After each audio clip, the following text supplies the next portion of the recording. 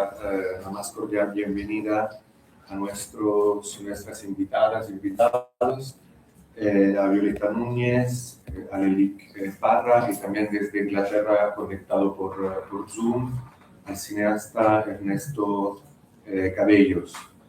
Es de verdad un honor, ¿no?, tenerlas y tener a Ernesto Cabellos conectado vía Zoom. Antes de decir unas palabras más sobre nuestras invitadas y nuestro invitado, quiero colocar un poco el seminario de qué se trata.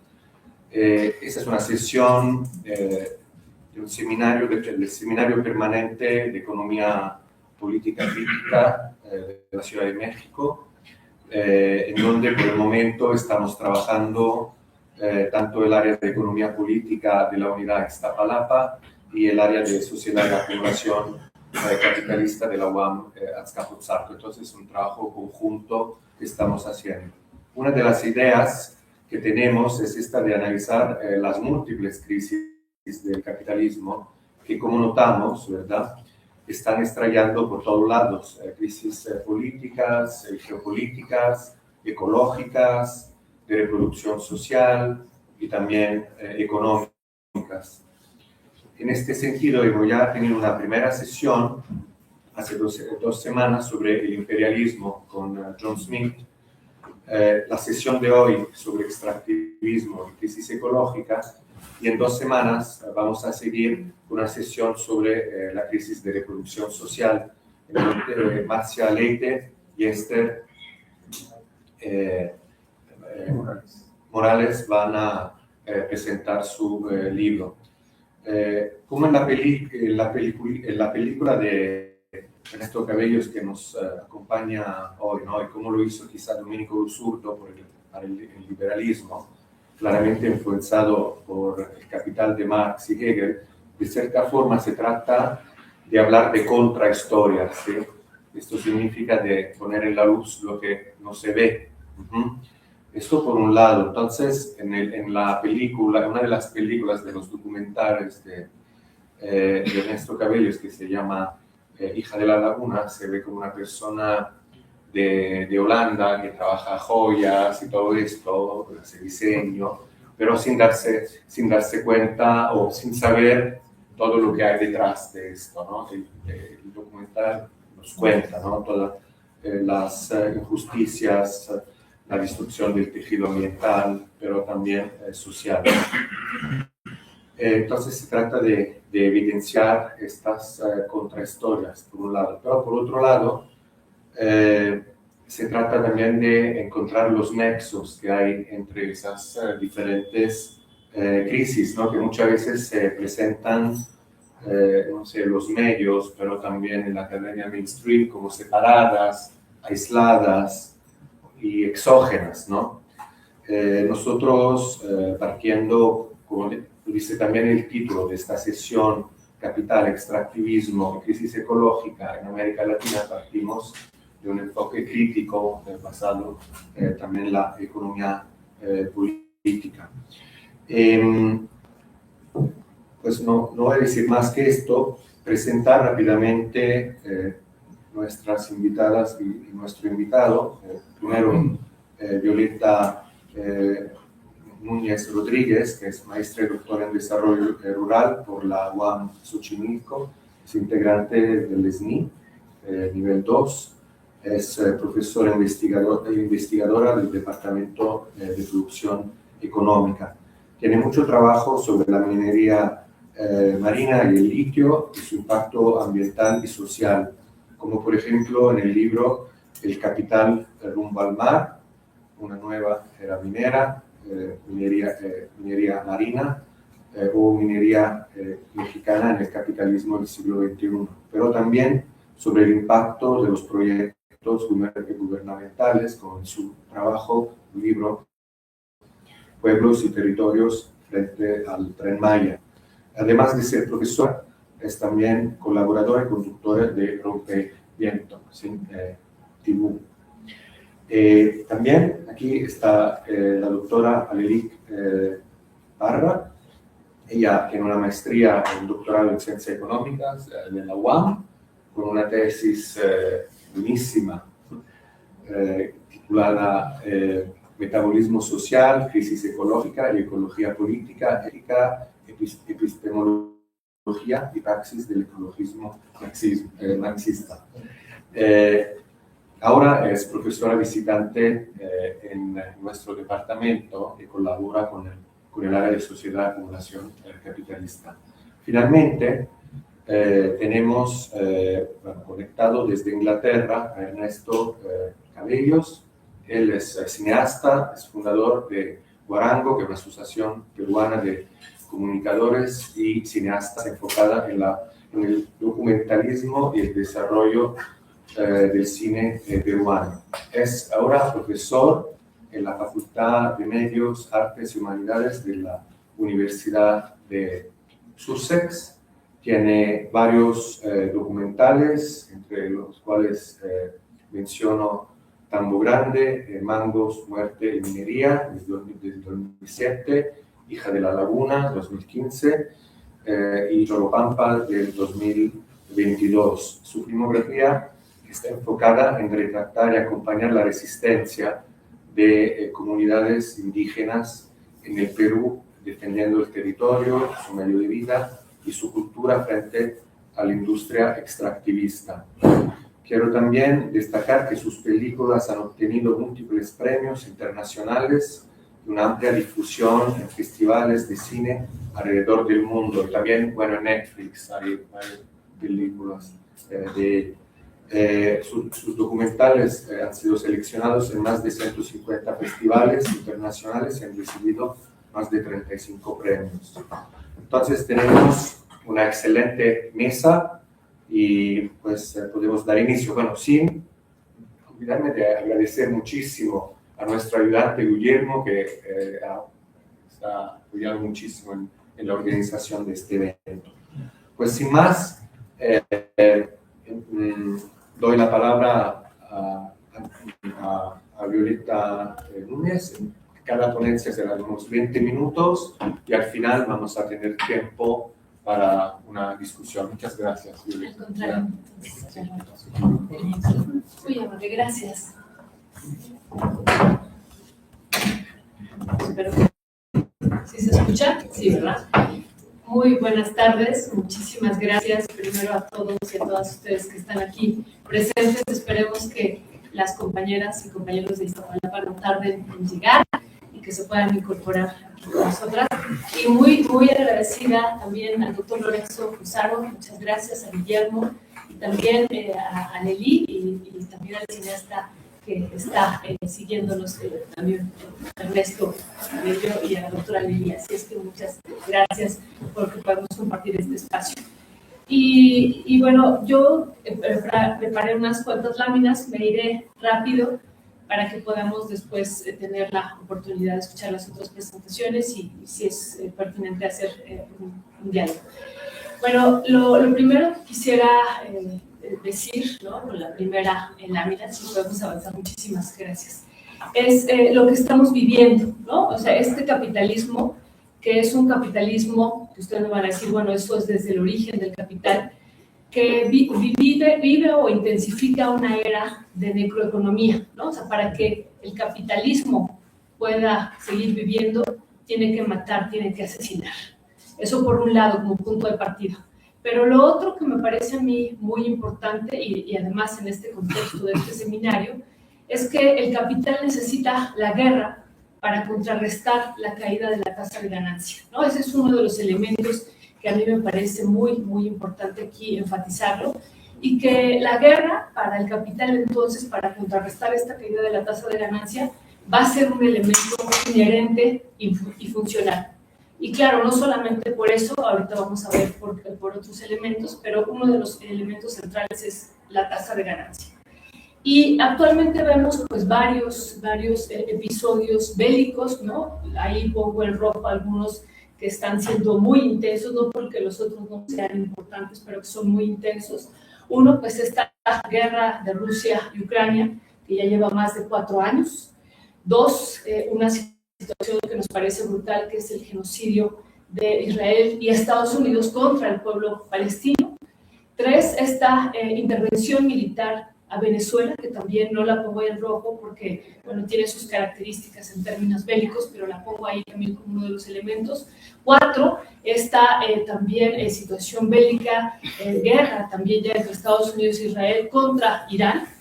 Y las otras que están anunciadas también ahí, que tienen que ver con el Líbano, con Afganistán y Pakistán, y también una situación que no debemos de dejar de mencionar, lo que sigue pasando en Burkina Faso, ¿no? Entonces, es como el punto de partida de este capitalismo que ejerce cada vez una microeconomía con mayor intensidad, justo para contrarrestar esta caída de la tasa de ganancia, y por eso es inherente. Siguiente, por favor. Y un elemento importante que explica también esto, que le da sustento, es el intenso gasto militar que hemos tenido desde hace ya varias décadas, pero aquí yo retomo estos datos desde 1998 al 2024 y vemos que este gasto militar creció ya casi en más de un 100%, pasamos de 1.4 billones de dólares en 1988 a 2.7 billones de dólares en 2024, como estamos viendo ahí en la gráfica. Lo que vemos es una tendencia pues muy intensa. Ahora, pues, ¿quién es? Ustedes ya lo van a poder responder. ¿Quién es el que ejerce o el que tiene el mayor gasto militar? ¿Quién? Estados Unidos, ¿no? Eso ya lo sabemos. Entonces, siguiente, por favor. En la siguiente gráfica vemos exactamente eso, ¿no? ¿Quién es el que más gasta? Y pues cerca del 40% de este gasto militar del último dato de diciembre del 2025, próximamente tendremos la actualización en unos días, ¿no? Pero de diciembre hasta el último dato que relata todo el 2024, pues es Estados Unidos el que tiene el mayor gasto militar. Y lejos, si se dan cuenta, le sigue China, aunque es el segundo, pero está lejos todavía, con el 12%. Y claro, decimos mucho que hay una situación de pérdida de hegemonía de los Estados Unidos en términos económicos. Sabemos que ya hay muchos elementos como la inteligencia artificial, como la parte de la electromovilidad y muchos otros elementos donde ya Estados Unidos perdió la hegemonía. Pero en términos militares, todavía sigue Estados Unidos siendo pues esta potencia hegemónica en términos bélicos, ¿no? Bueno, aquí esta gráfica esa es una, pero pues hemos sacado muchísimas que muestran todavía el poderío militar de los Estados Unidos. Siguiente, por favor. Y como parte, ¿no?, de estos elementos que nos permiten ir corroborando también este capitalismo necrótico, pero no solamente esto, sino para contrarrestar la caída de la tasa de ganancia, y uno de los elementos que vamos a ver más adelante para avanzar en términos de expansión militar, ¿no?, que eso es una situación que tenemos que enunciar desde ahorita. Pues bueno, hay varias empresas a nivel mundial que están pues llevando a cabo la compra, la venta de estas armas. Y aquí traigo estas 10 empresas, pero bueno, están sacadas de una base de datos de las 100 principales empresas que venden armas en el mundo. Y si ustedes se fijan, las 3 primeras son estadounidenses, ¿no?, siguiendo con esta coherencia, pero también después le sigue una de Reino Unido y luego vuelven a estar otras 2 estadounidenses. Y solamente en estas primeras 10 vemos 2 chinas y una rusa. Y después le vuelve a seguir una estadounidense. O sea, otra vez ya si lo desglosamos en términos de las empresas. Y bueno, vemos ahí 3 empresas que están en la pantalla de color azul. Pues estas empresas y en conjunto estas 10 empresas pues están acaparando cerca del 60% de esta venta de armas a nivel mundial. Solamente esta, ¿no?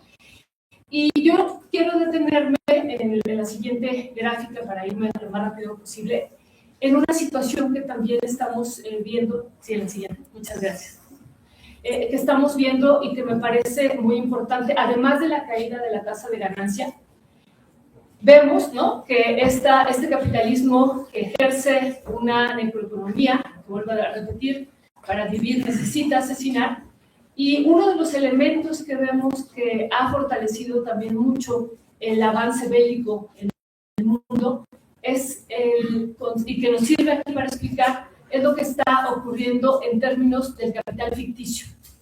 Y les traje 3 gráficas que nos muestran de las 3 principales empresas de todo el mundo, las 3 empresas estadounidenses que más armas venden, cuál es su comportamiento en términos históricos de esta cotización en bolsa y de la ganancia bursátil, ¿no? Pero bueno, aquí pongo la primera, que es Lockheed Martin, que es la principal empresa que vende armas a nivel internacional, y lo que nos permite ver es esa gráfica, es un crecimiento permanente, una tendencia creciente de las cotizaciones, del precio de sus cotizaciones en términos bursátiles. Y claro, no se ve mucho en la gráfica, no sé si ustedes sí lo alcanzan a ver, ¿verdad? Pero yo aquí tengo un poquito más chiquito. Pero una vez que inicia el conflicto, primero la guerra entre Rusia y Ucrania, crece más, ¿no? Y luego se suma el genocidio contra Palestina y vuelve a subir, ¿no? Y si ven el último piquito, lo alcanzan a ver, el último piquito hasta la derecha, pues corresponde al fin de semana que vivimos de este ataque militar de Israel y Estados Unidos contra Irán, ¿no? O sea, está hasta el día de ayer que hice la última captura y la última investigación. Ese último piquito es la ganancia en términos del capital ficticio, ¿no? Y claro, yo sé que ustedes son expertos y podemos debatir aquí en términos del capital ficticio, pero son las ganancias que está teniendo la principal empresa bélica a nivel mundial en términos de la compra-venta de armas, pero también en términos especulativos, que también hay que decirlo ahí, ¿no? Y una situación importante, siguiente por favor, voy a presentar también RTX, que es la segunda. Si se fijan, es el mismo comportamiento. El último pico corresponde a este fin de semana, 2026, ¿no? de este conflicto o esta situación bélica que estamos viviendo. Y la siguiente, gracias también, que es la tercera empresa en términos bélicos también más importante de todo el mundo, la tercera empresa, pues es el mismo comportamiento, el mismito. O sea, no hay pierde, no hay en términos de que la guerra para el capital es un gran negocio, ¿no? Es un gran negocio, pero no solamente en lo que escuchamos de manera permanente de la compra-venta de armas, que ahí es un negocio, sino en términos financieros, ¿no? Que eso para mí es un elemento. Y cuando nos preguntan, ¿no?, ¿cuándo va a acabar el genocidio en Gaza? Pues decimos, hay que ver cómo se está comportando el mundo financiero, y cada vez que hay un ataque, ¿no?, en términos bélicos, siguen ganando las 100 empresas bélicas en el mundo, ¿no? Aquí nada más les traje una muestra de estas 3 principales empresas, pero podríamos seguir con el resto de las empresas, las primeras 10, pero nos podríamos seguir con las otras, ¿no? Pero no solamente es esto del capital, bueno, primero de la caída, contrarrestar la caída de la tasa de ganancia, el capital ficticio, sino otro concepto que también ustedes manejan y que discutimos también de manera permanente siguiente, que es el concepto del capital que devenga interés, ¿no? Estoy en el tomo 3, si ya se dieron cuenta del capital, ¿no? Estamos ahí en el tomo 3. Y una situación que se agrega a esto es toda la parte de la banca armada. Es decir, cuánto de la banca está financiando con créditos y con otras compras también en términos de bonos y de otro tipo de instrumentos financieros, cuánto está financiando por ejemplo, aquí hay un solo ejemplo, pero podríamos pensar en más, ¿no? Por ejemplo, el Banco Santander financió a Israel, ¿no?, a empresas bélicas de Israel para el genocidio en Gaza, y este dato es de 2023, con 2.442 millones de dólares, y tuvo un beneficio, que ahí está lo interesante, no de 2.442 millones de dólares, sino de 12.897 millones de dólares. ¿Cuánto fue la ganancia ahí? Pues inmensa, ¿no? Esto ya es capital que venga interés.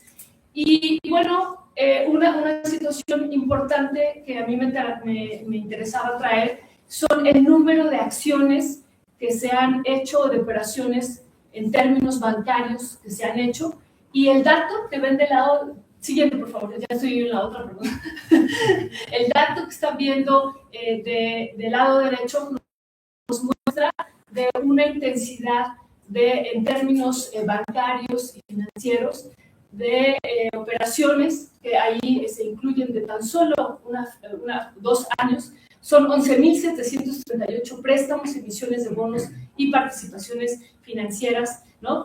De la banca armada, de los bancos, para financiar a la industria bélica, ¿no? Y que también, pues, estas campañas que hemos escuchado, ¿no? Hay que detener el genocidio en Gaza, y entonces hay que dejar de consumir en una cafetería en particular. Y bueno, pues como economistas siempre decimos, pues, hay que ver la parte financiera, hay que ir a la banca, tendríamos que dejar a todos los bancos, porque una cosa que hemos encontrado es que BBVA, que está aquí, y todos los bancos, Santander, y todos están metidos en el negocio de la guerra, ¿no? Entonces, esa es una situación, este es capital que devenga interés, ¿no? Y bueno, presentaré una última lámina y luego conectaré con un tercer o con un cuarto tema que me parece importantísima, siguiente, que es, una vez que ya vimos toda esta parte de la caída de la tasa de ganancia, del capital ficticio, el capital que devenga interés, pues estos ingresos también por las ventas de las armas del último año que está registrado, que es 2024, 2025 pues acaba de transcurrir, y que vemos que el ingreso ya por la venta de armas de estas 100 principales empresas, ahí pongo las que tienen el mayor ingreso, otra vez, o las naciones, ¿no? Es Estados Unidos, que casi concentra, si se dan cuenta, casi es el mismo gasto militar que era el 40% casi, pues también el ingreso es el 40%, el que tiene en términos de la venta de armas. Y si se dan cuenta, ocurre lo mismo, China está todavía lejos, con el 22%, pero ya está, ¿no? Porque si vamos hacia atrás no lo veíamos. Y estamos hablando de 1.6 billones de dólares en términos de ganancias. Y bueno, pasaré a otro, gracias, siguiente por favor, a otro tema aquí, conectándolo, gracias, de una manera importante en este contexto de este capitalismo necrótico, de esta necroeconomía, pero también de estos conceptos que nos sirven para explicar esta realidad que estamos viviendo. Y para llevar a cabo este ejercicio militar y desplegarlo a nivel mundial, pues el capital, ¿no? En específico, las empresas bélicas y armamentísticas necesitan de minerales. Y aquí, del lado izquierdo, como lo están viendo en pantalla, está la lista que hace la OTAN de minerales que son necesarios e indispensables para las armas y bueno, para la industria bélica en general, ¿no? Para los tanques, las tanquetas, y tenemos cada uno de los minerales que se necesita para cada una de las armas, de los buques, de los aviones, y que se necesitan para edificar estas mercancías que se van a usar para matar y para asesinar, ¿no?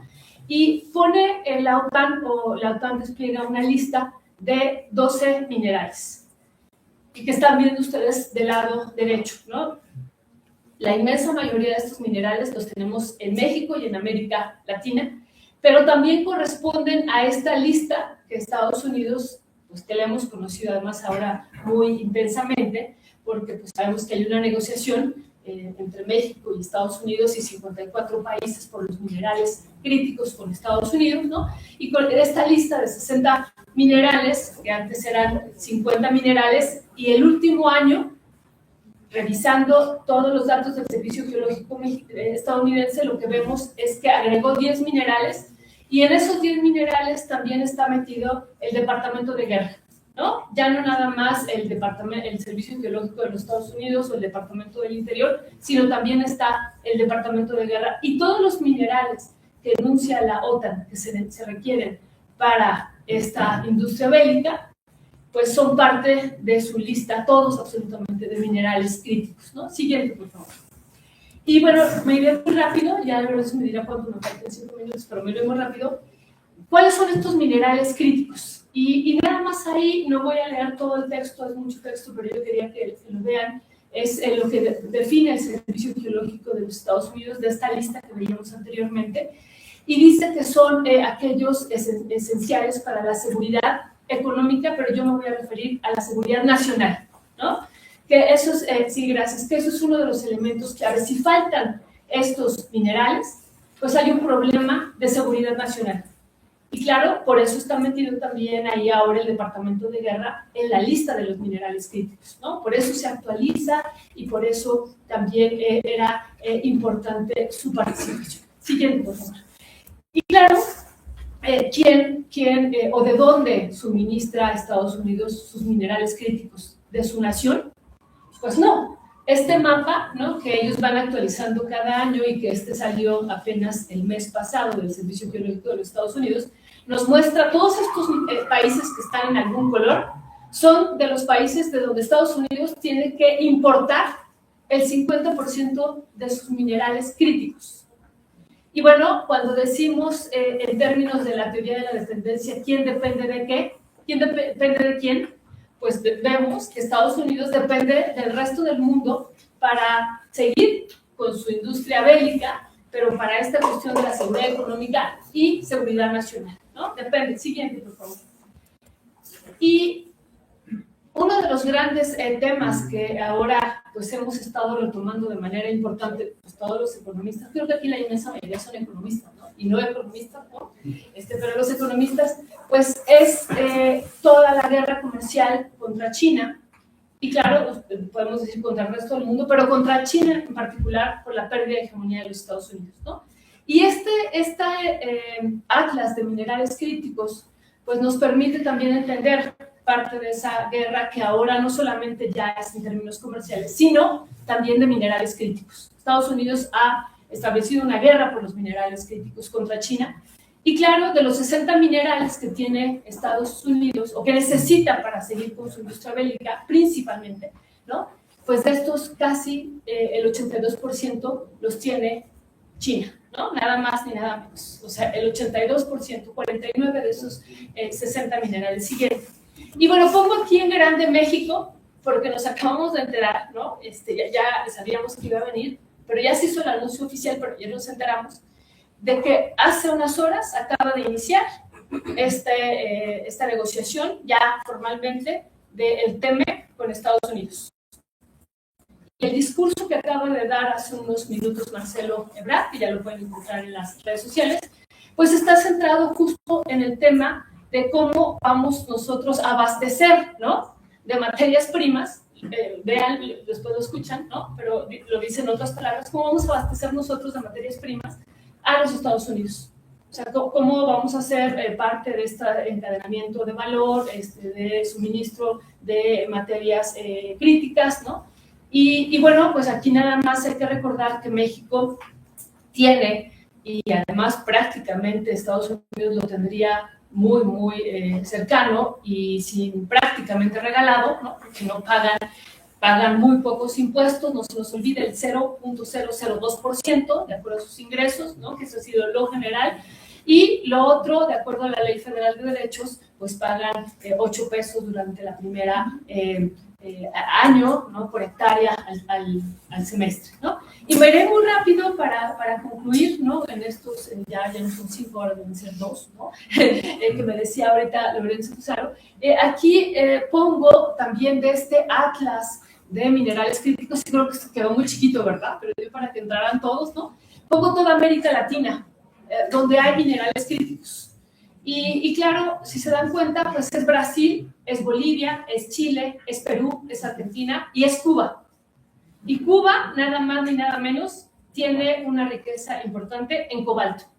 Y por eso también vemos esta ofensiva, entre otras cuestiones, ¿no? O sea, que no se nos olviden. Son estas naciones. Brasil, si se dan cuenta, tiene 30 minerales críticos, Bolivia 9, Chile 6, Perú 7, Argentina 3 y Cuba tiene cobalto. Y también está en las exploraciones de minerales marinos. Y con esto casi iré terminando, pasaré 3 laminitas, pero esta imagen, sé que esta es una discusión de América Latina, pero nada más quisiera conectar también a nivel internacional. ¿Por qué le interesa tanto también a Estados Unidos, además de este gran negocio inmobiliario en Gaza, ¿no? Siguiente, por favor. Ahí lo vemos, ¿no? Lo que ellos piensan. Es esto que hemos insistido, son las tierras raras que ya han contabilizado ellos. Y si se dan cuenta, en este mapa, en la parte central, viene una parte de color gris. ¿Lo alcanzan a ver? Eso es lo que ellos han contabilizado como 1.3 billones de dólares en minerales de tierras raras. O sea, es decir, esta batalla o este genocidio, pues también tiene que ver con estos minerales críticos, ¿no? Y ahí está una de sus láminas de esta visión 2035. Siguiente, por favor. Me pasaré muy rápido con el tema de Ucrania, que ustedes ya saben también que fue uno de los planteamientos que se hizo al principio. Y siguiente, por favor, con el tema también de Alaska, que no lo olvidemos, aunque ellos dicen nos pertenece, hay una lucha de los pueblos de Alaska porque no sean despojados de sus minerales. Todo el mapa de allá es la riqueza minera y esta es la orden ejecutiva para liberar, ¿no?, estos recursos de Alaska, entre ellos los minerales. Siguiente, Groenlandia, ¿no?, que también es otro tema. Y por último, siguiente, me iré también ahí muy rápido, que es el tema que ya ahorita muy amablemente en la presentación Lorenzo Usaro decía, que es el tema de la minería marina. Y no es un tema menor, porque cuando llegó Donald Trump, uno de los elementos también que llevó a cabo fue esta orden ejecutiva que están viendo ahí, liberando los minerales y recursos críticos de las zonas marinas de Estados Unidos. ¿Y qué es lo que pretende? No se circunscribe a Estados Unidos, sino avanzar en términos de la minería marina, ¿dónde están los minerales críticos?, ¿no? Y ese es otro de los elementos también.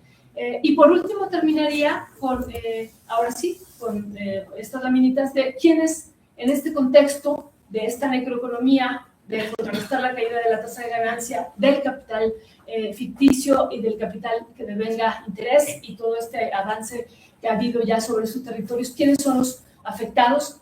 Pues los pueblos, ¿no? Los pueblos son los afectados, como lo estamos viendo en Gaza de manera brutal y como lo vimos, lo estamos viendo en Venezuela, como lo estamos viendo en Cuba, ¿no?, y en otros territorios.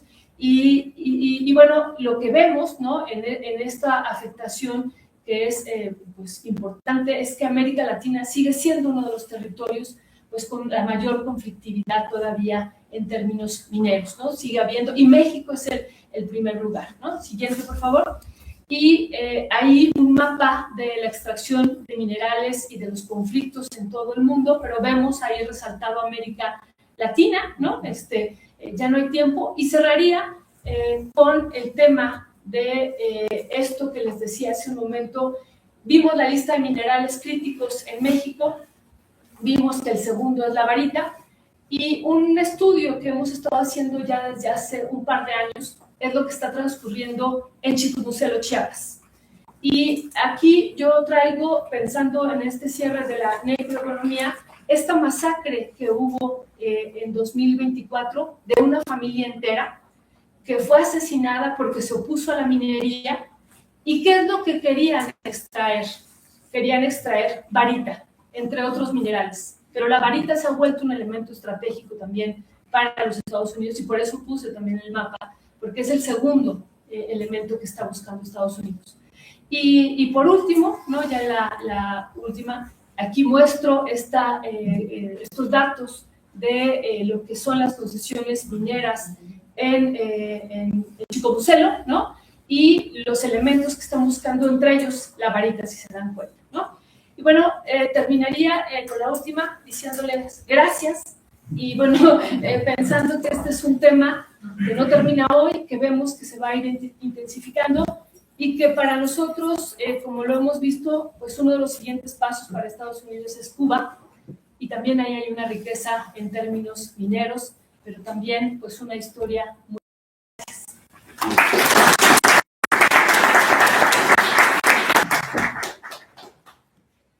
Muchísimas gracias, Violeta. La verdad interesante cómo conectaste toda esa parte de la necropolítica, la guerra, la economía, la extracción.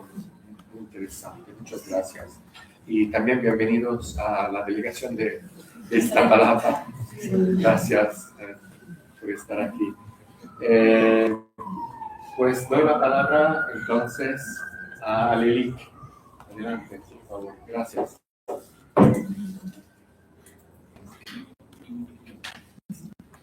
Bueno, buenas tardes a todos. Muchas gracias por su presencia, somos muchísimos al área de sociedad y acumulación capitalista, sobre todo de la política de la UNI, y a Violeta, a Ernesto, a Lorenzo, la oportunidad de compartir la mesa. Lo que yo les voy a presentar en este contexto de la economía política es una aproximación al extractivismo desde el concepto del metabolismo social en Marx, en relación con la valorización del capital en nuestra región. La siguiente.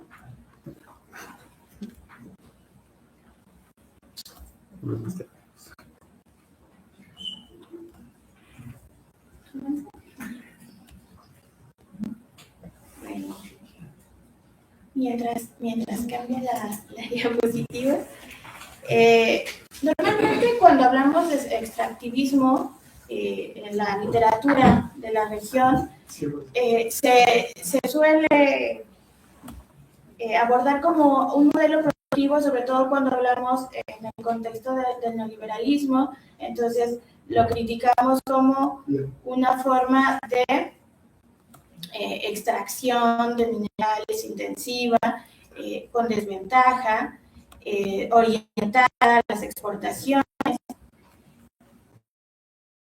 En los casos, por ejemplo, de los gobiernos progresistas, cuando ha habido giros al progresismo en la región, sorprende de pronto que todas las demandas que se han hecho en relación con el extractivismo no son solucionadas, ¿no? Sino que simplemente ahora incluso llega a convertirse, creo que era el anterior, pero bueno, llega a convertirse en un patrón de desarrollo, en una estrategia de desarrollo, ¿no?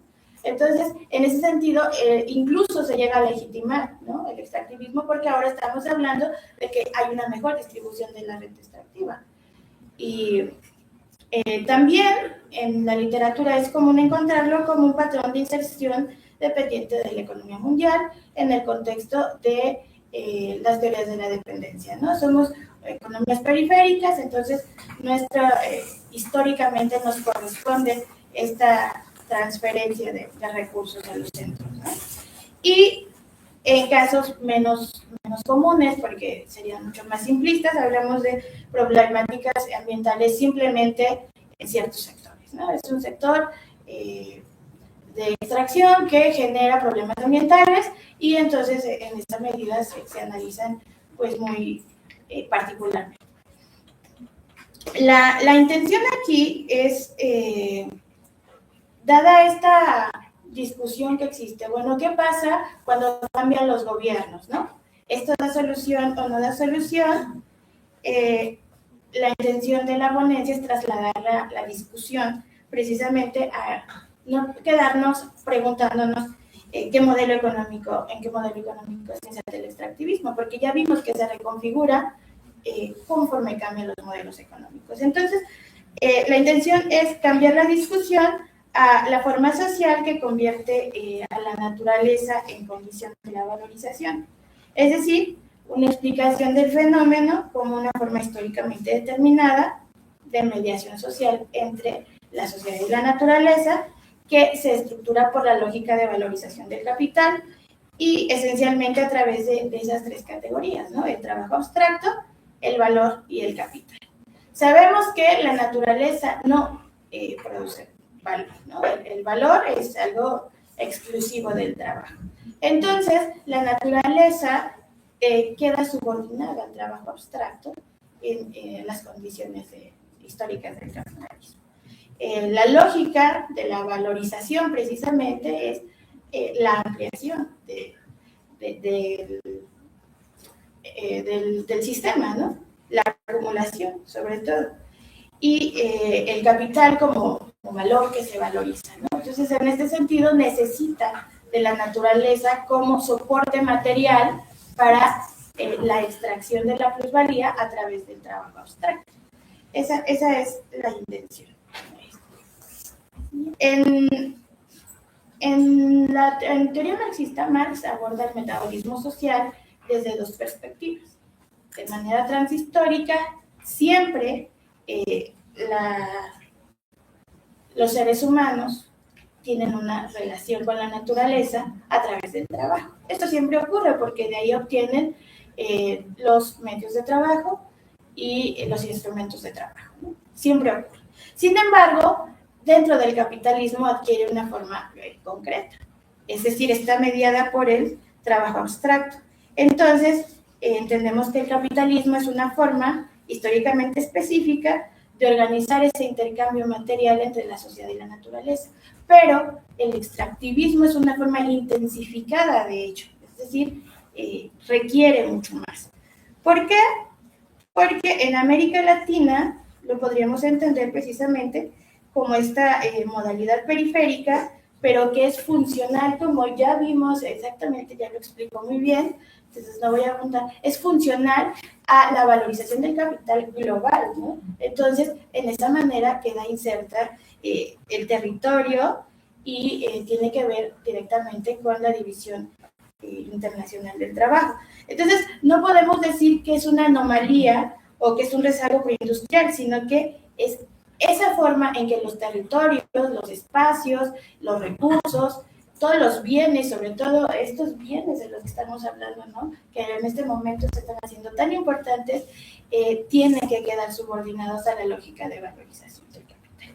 Entonces, además, esa idea de que es un rezago industrial, en realidad ahora está súper tecnologizado y es algo muy moderno, o sea, no es esta cuestión de estructuras, ¿no? Entonces, la lógica de valorización del capital requiere, esto también ya lo explicó muy bien Violeta, la reducción del tiempo de trabajo socialmente necesario, el aumento de la productividad, aumentar la tasa de ganancia, etcétera. Y para eso necesita expansión, una expansión constante, ¿no? Entonces, si hablamos en los términos del tomo 2, porque ya hablé de todo el tomo 3, la rotación del capital, ¿no? Acelerar la rotación del capital. Eso necesita, y para eso necesita reorganizar el espacio global, ¿no?, el territorio, como un espacio estratégico.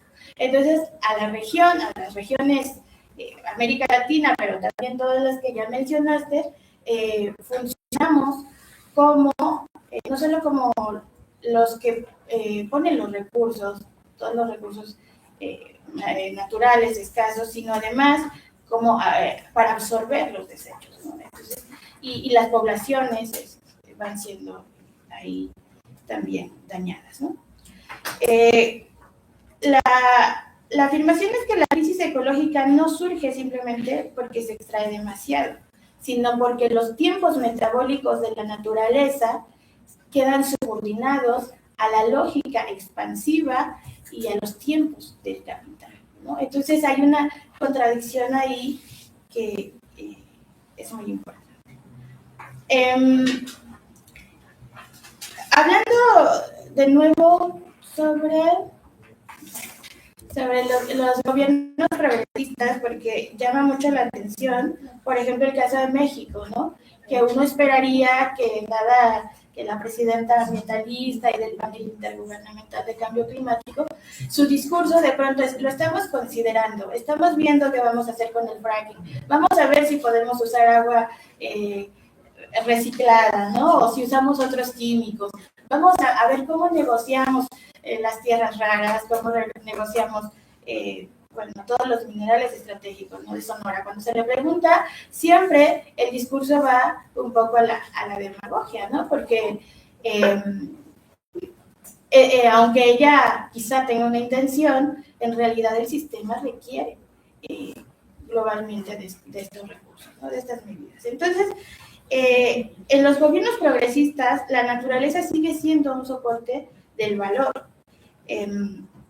Y ahora lo que pasa es que, bueno, tiene su mérito porque digamos que sirve para la justicia social, ¿no? Pero la justicia social termina quedando anclada precisamente a modelos extractivistas. Incluso en las zonas de conflicto, de pronto se legitima el extractivismo porque dice, bueno, ahora te va a tocar algo a ti, ¿no?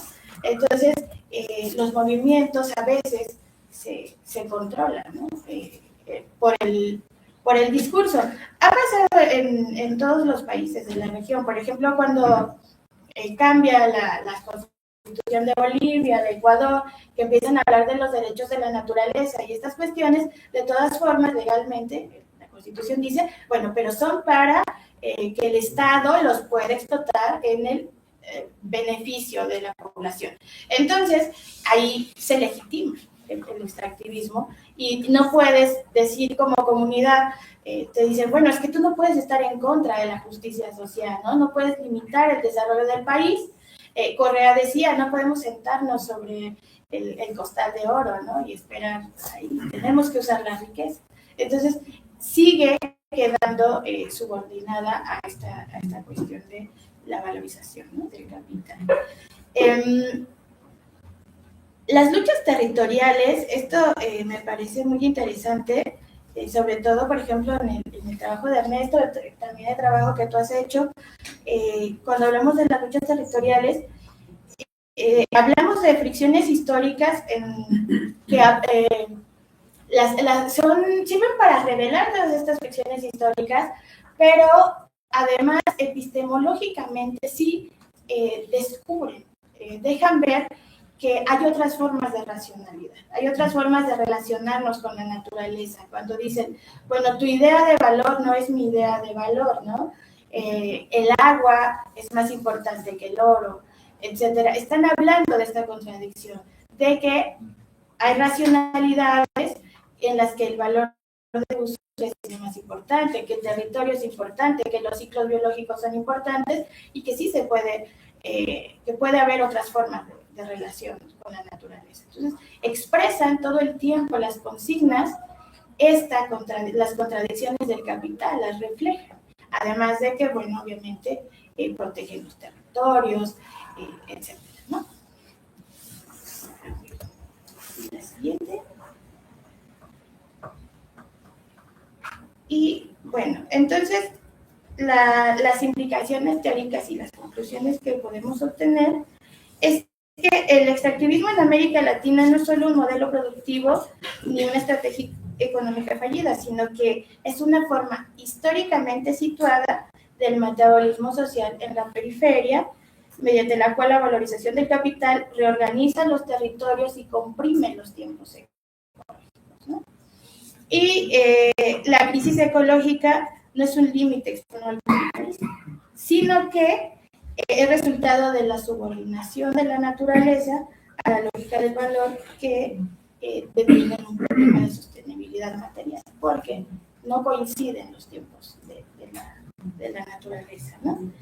Y que caracterizar al extractivismo como expresión de la forma de valor nos deja ver que no puede superarse la cuestión del extractivismo únicamente haciendo cambios de estrategia política o cambiando gobiernos o implementando las famosas tecnologías verdes o buscar si podemos usar agua reciclada para el fracking, sino que hay que cambiar la mediación social, ¿no? Hay que, la crítica debe ser directamente al capitalismo y creo que los movimientos sociales que surgen del extractivismo no solo defienden los territorios, sino que revelan esta lucha contra el capital, contra la lógica del capital. Y bueno, pues ya, muchas gracias.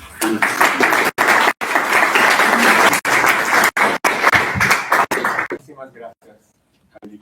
También es muy interesante cómo vinculaste la ley del valor, la ecología, el extractivismo.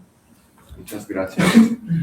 Ahora vamos a dar la palabra a Ernesto. Sí,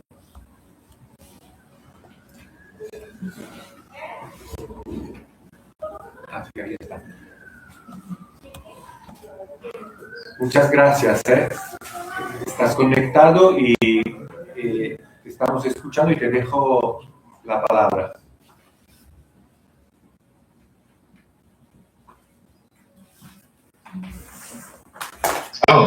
Muchísimas gracias, Lorenzo, y muchas gracias a Violeta y a Leti por la ponencia.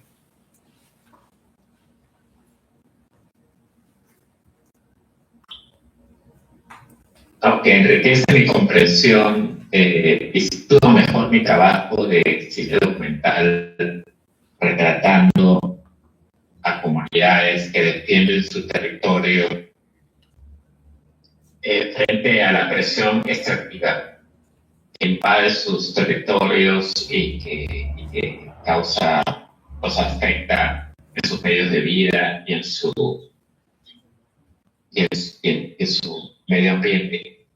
Estoy escuchando como un eco. A lo mejor debería poner mute en mi...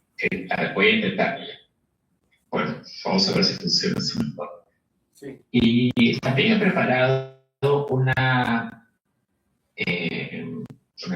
presentación más visual, más afín a mi medio, que la voy a compartir aquí.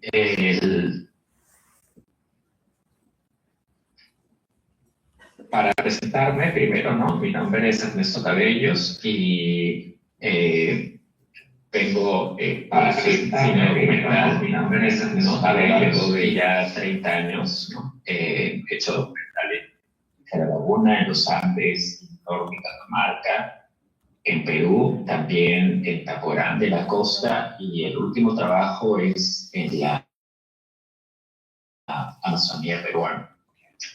En estos documentales recojo las vivencias, las preocupaciones y las luchas de comunidades indígenas defendiendo sus medios de vida, y no solamente eso, sino su manera de ver el mundo, que es algo que enlaza con lo que comentaba Lorenzo sobre las contranarrativas.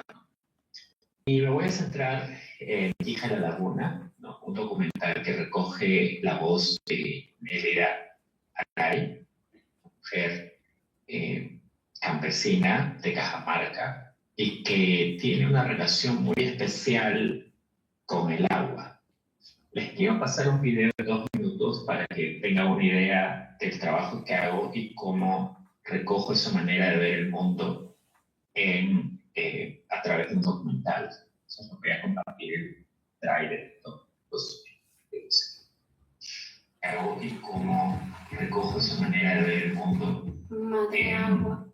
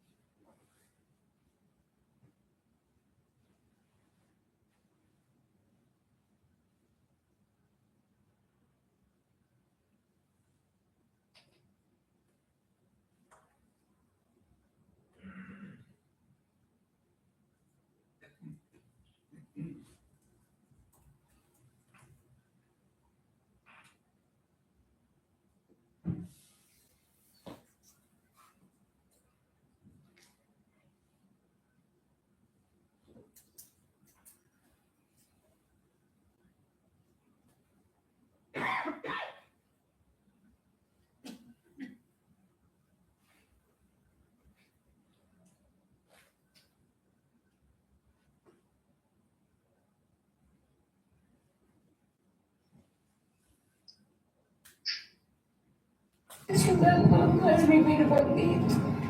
Espero terminar mi carrera y venir. Felicidades. Tú estás en los paros, yo también. Se me creyó. ¿Cómo ha sido esta situación que los ha puesto en una situación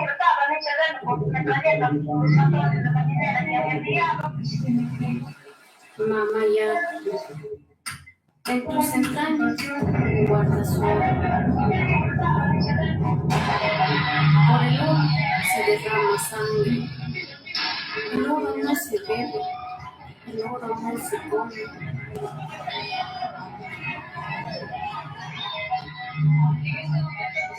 estamos aquí en las lagunas de Cuna y hay un grupo de policías todos listos al parecer para atacarnos y desalojarnos. Madre, tengo incluso por mi propia vida.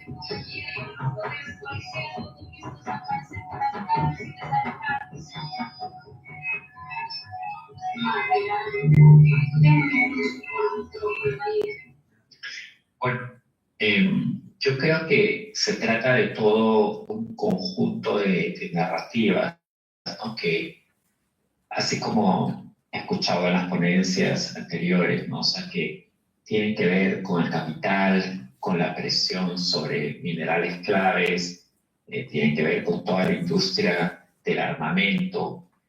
Y el aporte que hago desde mi trabajo es recoger los sentimientos, la emoción, el poder permitir al espectador hacer un viaje a través de las vivencias de otra persona, empatizar, que es parte de las herramientas que se necesitan para poder como contribuir al cambio.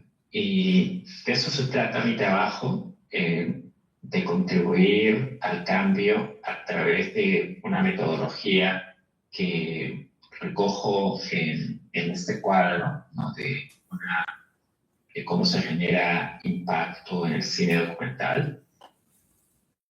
El punto de partida es tener una historia que emocione, una historia impactante, que ofrezca que enriquezca la comprensión de un problema. No solo con información, sino sobre todo con vivencias, con cosmovisiones, como el caso de Hijara Laguna, Elida y su comunicación y vínculo espiritual con la. De esta forma, la gente se engancha, empatiza, se sensibiliza.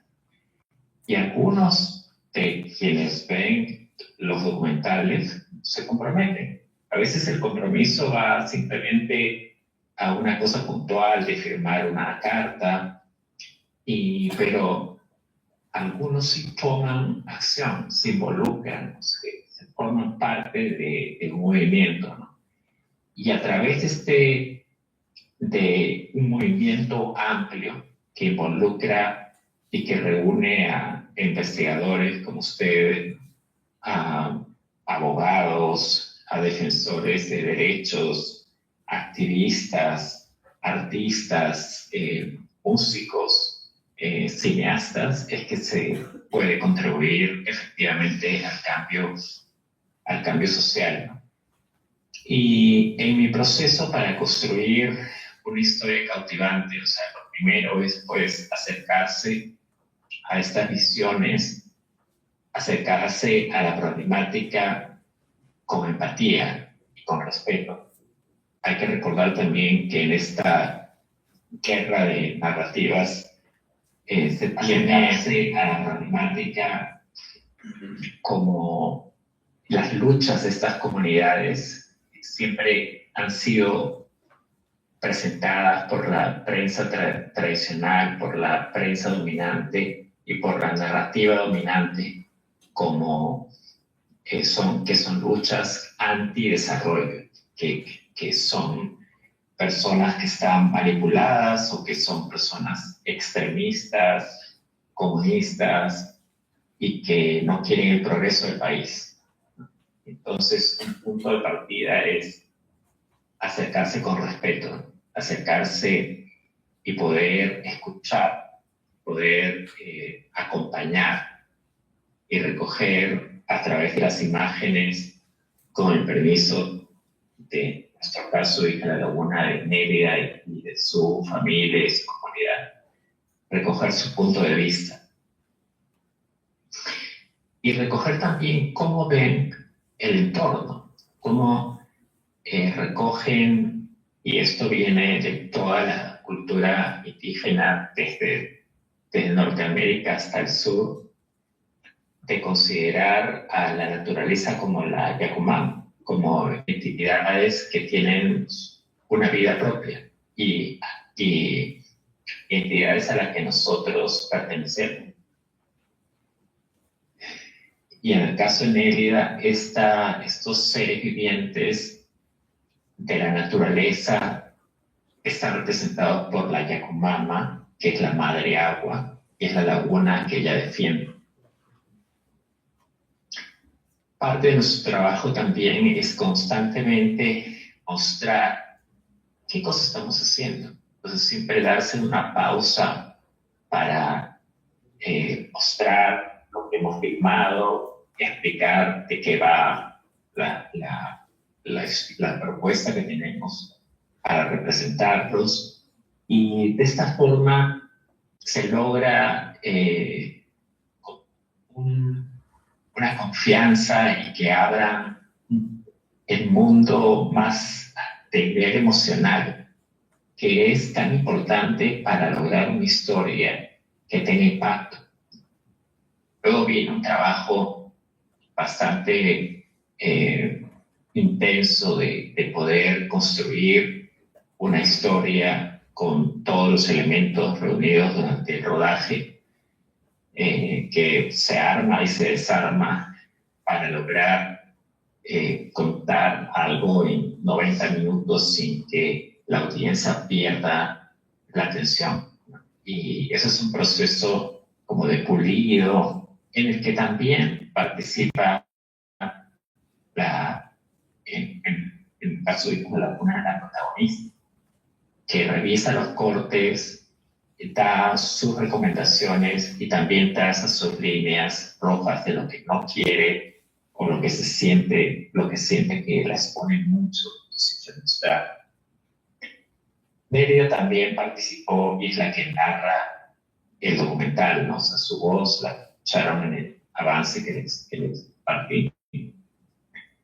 Son líneas escritas por ella que yo no hubiera podido escribir jamás, porque aunque tengo raíces andinas y por parte de mi madre, quechua hablante, pero perdió el quechua al migrar a la ciudad, a la capital.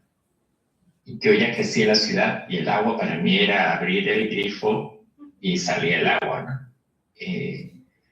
Yo no hubiera podido escribir en líneas como esto de que el agua es la sangre de la tierra, que es algo único de la cosmovisión de pueblos indígenas y que Nélida lo tiene tan a flor de piel, ¿no?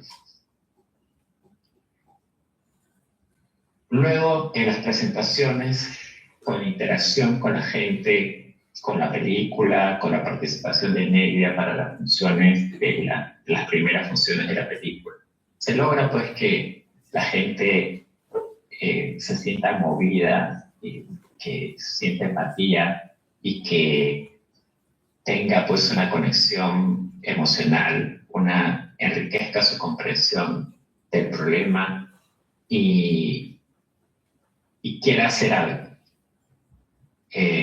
Nosotros tuvimos toda una campaña de difusión llevándolo a distintos espacios, no solamente a festivales y salas de cine, sino también a universidades y espacios académicos como este, donde el documental sirve para abrir el debate, para llevar a través de los propios protagonistas sus preocupaciones, sus temores, sus luchas desde su punto de vista. Y esto provoca en algunos de ellos que quieran hacer algo, ya no solamente darle un me gusta en las redes sociales, no solamente compartir el tráiler, sino como que quieran sumarse a algo mayor y como involucrarse en una red de comunicadores, como participar en campañas, ¿no? Ofrecerse voluntarios. Y todo esto logra que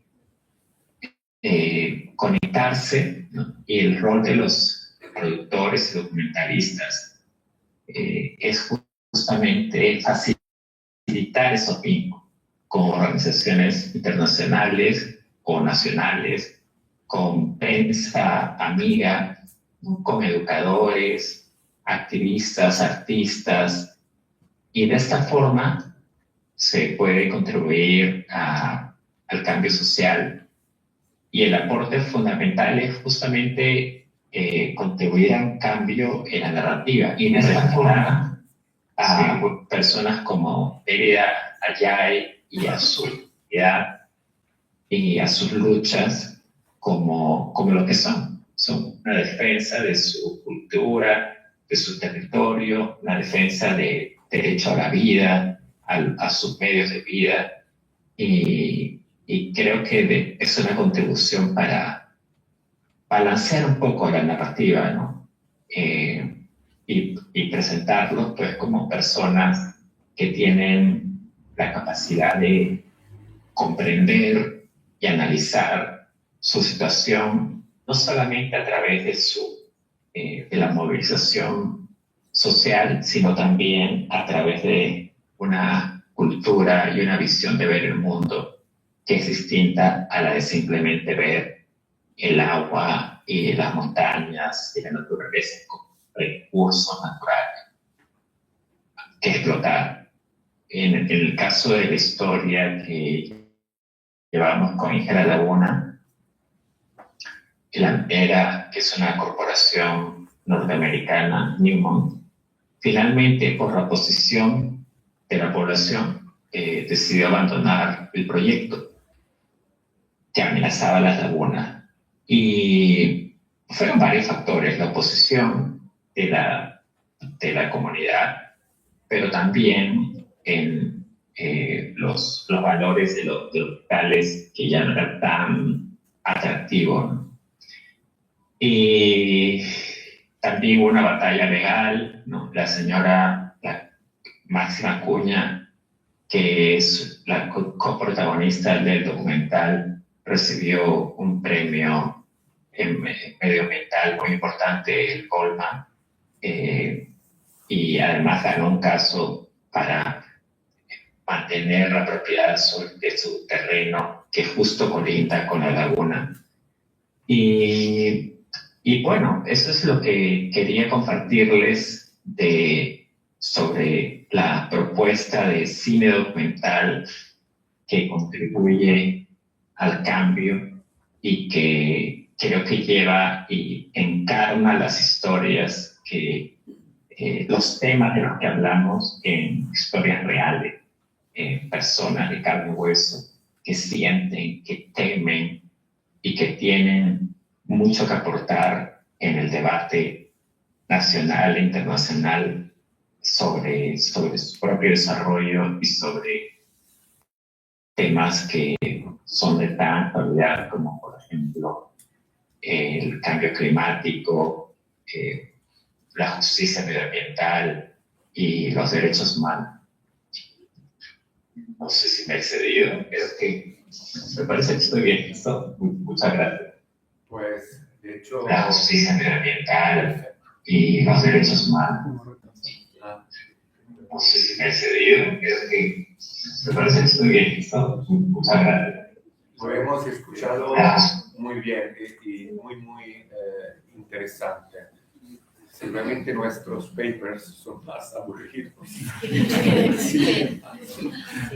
Esto sí.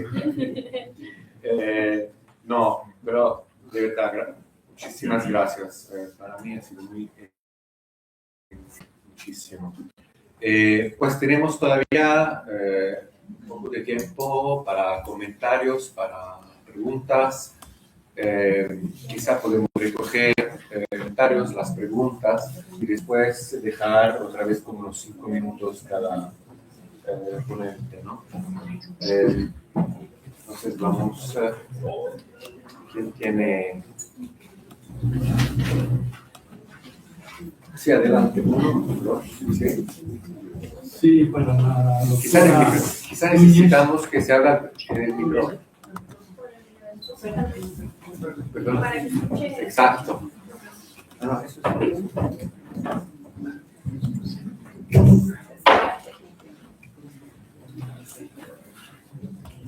Para la doctora Núñez, una presentación, una exposición muy clara, con información muy actualizada, muy amena, pero me queda una duda.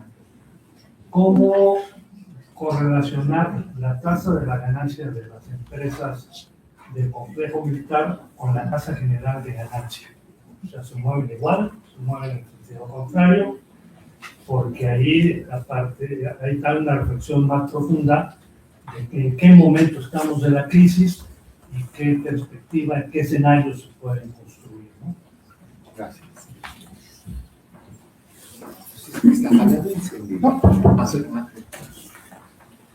Bueno, también muy interesante las dos. La venía escuchando porque estaba por aquí cerquita, pero las dos alcancé a escuchar. Y el extractivismo es algo que casi no está en la mente de muchos de nosotros, ¿no? A la hora de hablar en ecología, ¿no? Como que es algo muy ajeno y sobre todo vincularlo, o sea, que trabajazo con eso de vincularlo con tasa de ganancia y demás, y me hace sumamente interesante. Una de las cosas que me gustaría preguntar es ¿por qué no incorporan en el planteamiento la vida nuestra? O sea, el sistema está en contra de la vida. Yo sé que Marx habla de la naturaleza como si fuera algo ajeno que podemos explotar y demás, pero pues también el capital nos explota a nosotros. Entonces, ¿por qué si ya existe la necesidad de plantear que el capital está en contra de la vida en general? Y sumarnos como vida, porque si seguimos replanteando la separación entre la otra naturaleza y nosotros, sin ser eso aparte, que es lo que hace el documental, yo creo que junta todo, ¿no? O sea, está la vida de los seres humanos en ese entorno, en la salud física, mental, emocional, y todo, o sea, aquí está todo integrado. En ese extractivismo, pues también va contra nuestra salud, ¿no? O sea, contra nuestra reproducción social, contra todo eso. Entonces, como que siento, nada más percibo, a lo mejor estoy equivocada, no nos aclaren mejor, que se están separando, ¿no? Separando la naturaleza de nosotros, ¿no? Y también somos. Entonces, yo lo haría más fuerte, un golpeazo más, independientemente de cómo lo maneje más, que sé que lo maneja como aparte, pero bueno, era otros tiempos. Manejarlo como el sistema va contra nosotros, ¿no? Creo que al principio, ese no lo has escuchado, pero creo que al principio sí lo dijiste, va de la destrucción, ¿no? O sea, va totalmente de la vida, humana y no humana. Exacto. Yo creo que hay que siempre poner énfasis en eso, porque la mayoría de las personas me da un poquito que no se percibe de esa manera, ¿no? Creo que sí es importante para involucrarnos, para entenderlo, así como decía, para contribuir de alguna manera, que siempre manejemos esa parte de somos naturaleza nosotros también, entonces el capital va en contra de nosotros. Gracias. ¿Quién? Señora. Gracias, muy amable. Gracias por el dato, muy interesante. Yo soy una persona externa, no sé de economía externa, pero me interesa mucho. Continuando con lo que la maestra creo expresó, yo escucho que hablan del extractivismo como un ente externo, como un monstruo, un fenómeno que se está dando o que viene casi del espacio y nos perjudica. Continuando con la expresión de la maestra, me parece que habría que considerar que el extractivismo es causa o efecto del consumismo. No sabemos qué es, como el huevo y la gallina, ¿no? Si primero consumimos y luego extraemos, o si hay una extracción y después consumimos. Me parece que ahí hay una causa-efecto, relación que habría que poner muy a la vista, porque nos quedamos como personas, como que estamos luchando con algo que no es nuestro. Pero yo creo que sí es nuestro.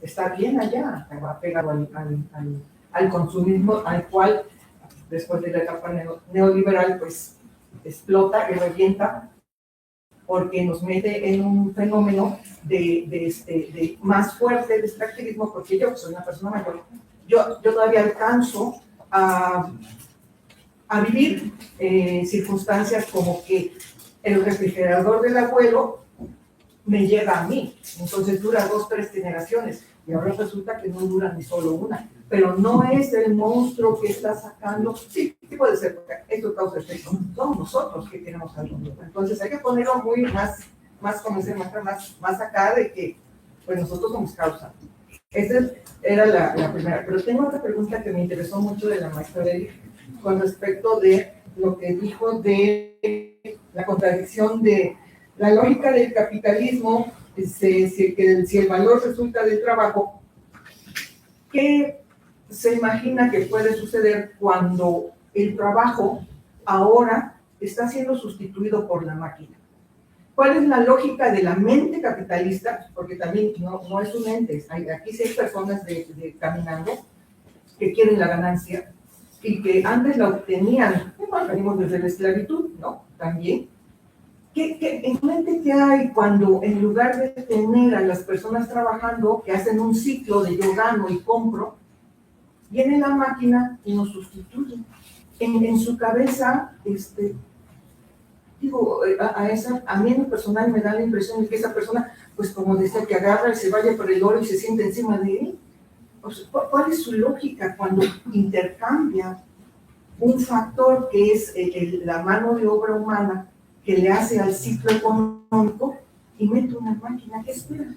Es una cosa rarísima, se me hace muy loca. Bueno, eso es una pregunta. Y también tenía otra para la maestra Violeta con respecto de lo que hablaba del mayor gasto en las actividades bélicas, y ahora en lo que se nos está presentando, no sé si sea real o no, pero veo las noticias en el internet, de que hay un fenómeno que es, yo les digo, el elefante contra las hormiguitas, ¿no? El elefante bien poderoso tiene la plaza, pero resulta que parece ser que en este momento la contraparte de los gringos está haciendo un tipo de guerra de guerrillas, algún Vietnam de muy chiquito, y lo agarro con la cuestión de los drones. Están peleando un avión que dicen que cuestan unas millonadas en dólares, no sé, 20 millones de dólares, contra un dron que puede valer $500 y les están dando. Entonces, ¿qué pasa en ese fenómeno en donde el gasto mayor que está haciendo el que tiene el garrote mayor y le viene a dar a un hormiguero que posiblemente le pueda hacer más daño con un gasto menor? Es una pregunta perfecta. Muchísimas gracias por la presencia. Sí, adelante. Hola, buenas tardes. Bueno, felicidades a los ponentes por toda la información que nos dan, bastante interesante. Mi comentario es acerca del documental que nos presenta Ernesto. Me hace mucho clic con un comentario que hizo una directora argentina, Lucrecia Martel, acerca de los mensajes que se dan a través de esta arte, ¿no? Del cine o el cine documental. Ella decía que en la ciencia ficción muchas veces hemos logrado superar en la realidad aquello que nos demostraba que solo era ciencia ficción, ¿no? Y ella propone que haya un cambio de paradigma en estas utopías que se construyen desde el diálogo del arte para buscar una nueva forma de existir, ¿no? Ahora, asimilando esto con el corto documental que realmente nos da un mensaje de una realidad que nos es común a todos y en todas partes del mundo, porque en todos lados está esta parte del extractivismo, de la contaminación de los recursos, de la búsqueda de los minerales, etcétera, ¿no? Creo que aplaudo un montón que al menos en este tipo de dinámicas y de seminarios se involucre el arte y el arte visual, porque dice muchísimo más. Bueno, todo dice mucho, ¿no? Pero a mí en lo particular me encantan los mensajes que realmente te provocan una disrupción en ti, ¿no? Como decir que lo que ya han estado planteando los demás, ¿no? ¿Qué estamos consumiendo? ¿Qué mismas formas de reproducir estamos incitando, ¿no? Y esto me lleva también al comentario de la doctora Aledi sobre esta subordinación que tenemos también en el medio ambiente, ¿no? Muchas veces olvidamos este detalle en el operar del capital, que se queda fracturando el metabolismo, ¿no? No vemos como este otro lado que surge de los desperdicios, digamos, de este sistema reproductivo, ¿no? Y bueno, ese era mi comentario. Muchas gracias y felicidades por los temas.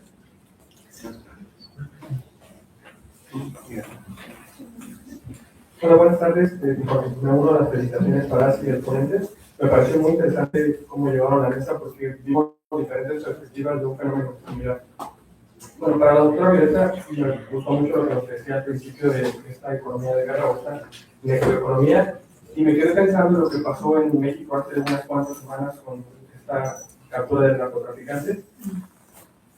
Esto podríamos englobarlo entonces en una perspectiva de necroeconomía, desde la idea de que bueno, se está utilizando una cantidad inmensa de dinero para armar tanto al cártel como a la parte del ejército, y creo que también existen presiones para hacer tratados comerciales. Me parece que podemos también verlo en una postura, bueno, en una dimensión nacional y no solo fijarnos en la parte internacional. Me gustaría conocer su opinión. Y también me gustaría hacer un comentario a Ernesto, que nos pasó imágenes sobre esos documentales que ha estado trabajando. Me parece muy interesante porque hasta hace unas cuantas décadas estas poblaciones y otras comunidades lidiaban con investigadores que iban a analizar su fenómeno, pero desde fuera, como agentes externos. Y me parece que desde estas últimas acercamientos desde el arte y algunos trabajos de investigación ya hay una sensibilización de los investigadores, ya se involucran más en la comunidad, y como nos decía, bueno, incluso ellos ya participan en la edición y en la producción. Me parece muy bueno que se esté trabajando ya no como agentes externos que vienen a estudiarnos, sino como parte de una comunidad y integrarlos dentro de la investigación. Es algo que aplaudo mucho. Y solo me gustaría conocer qué tantas barreras han tenido con la distribución de este tipo de documentales. Me parece que sería importante conocer esta postura. Bueno, muchas gracias. Sí. ¿Hay alguna pregunta más o un comentario? Sí, quizás el último que tomamos.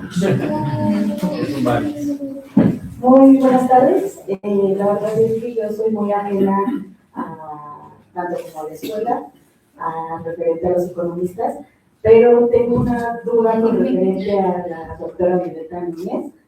Mencionó algo que a mí sí me causa mucha curiosidad con referente a que los bancos, o en este caso mencionó o hizo mucho énfasis en Santander, que son los bancos que más financian lo que vienen siendo las guerras.